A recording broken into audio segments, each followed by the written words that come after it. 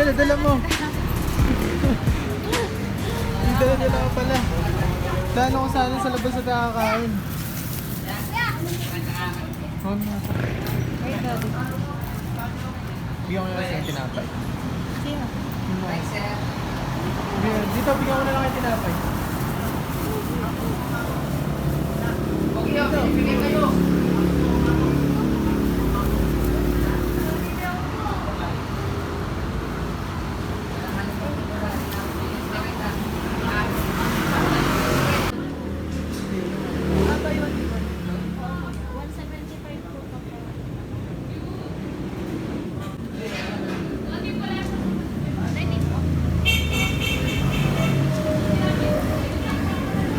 Gulo ng mga bata kanina. Mga nakita nyo kanina. Mahaba sana yung bibidyoan ko sana sila ng mahaba kaso gulo nilang ingay. Mga walit eh. Kain tayo. Dito na lang tayo kakain. May quotes kasi na daw shall not use the name of the Lord in vain. Hindi ko naman gagamitin.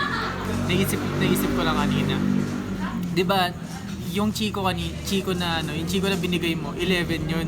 11 ba tama? Tapos nagulat ako 7 na lang. Kinuha pala ni Lola ko na walang paalam yung Chico. Kasi di ba hindi pa hinog yun? Sabi niya hinog na daw. Okay, tuloy ko.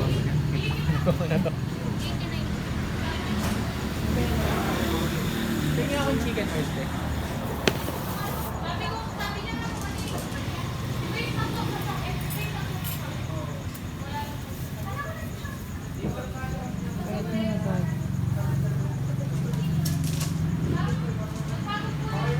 Saan na nga ba ako? Di, pito na lang yung Chico. Tapos di ba hindi pa hinog yun? Sabi niya hinog na. Tapos medyo nagalit ako. Pero inintindi ko na lang. Tapos habang nakaupo niyan ako, tinitingnan ko yung mga Chico. Biglang pumasok sa isip ko si Eva. Nung time na kinuha niya yung apple na bawal kainin, di ba? Tapos naisip ko, baka si God pinapahinog niya lang muna yung apple na yun. Tapos ibibigay niya yun kay Eva at Adan kapag hinog na. Kaso, kinuha na agad ni Eva.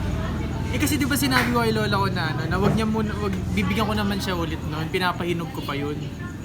Tapos inunahan niya ako. Wala, naisip ko lang kanina. Pero hindi Sabi ko nga, hinog na yun eh. Nasabi ko pwede na yung isa. Sabi sa'yo, pwede na yung isa. Tapos ayaw ilang oras kong iniisip-isip, ayaw maalis sa isip ko na syempre ang tagal ko naghihintay. Ayaw mo kang hinog yun, di ba? Hinog na yung isa. Pwede na, sabi ko. Ilang araw ko hinihintay na may hinog talaga yung talagang hinog niya bago natin makain talaga ng maayos.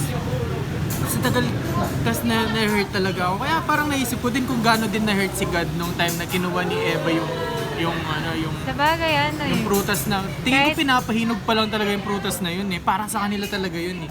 Kahit hinog na yung isa nga dun, yung munti na lang. Ayaw mo pa kasi gusto mo yung saktong pagkahinog. Kahit medyo malambot na yun, di ba? Ayaw mo kainin. Kasi mas masarap sa bukas yun. Tasagting mo. Kaunta.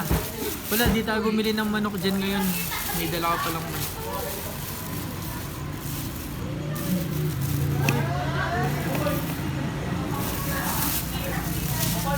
Kanin mo na lang yung sausawan.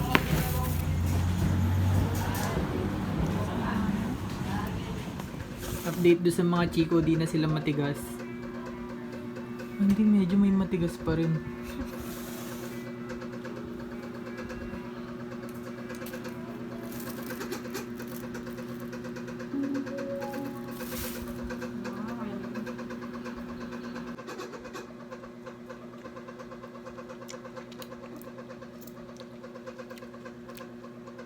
Sa inyo, bato ko sa inyo to. Every day I'm a hustler. Every day I'm a hustler.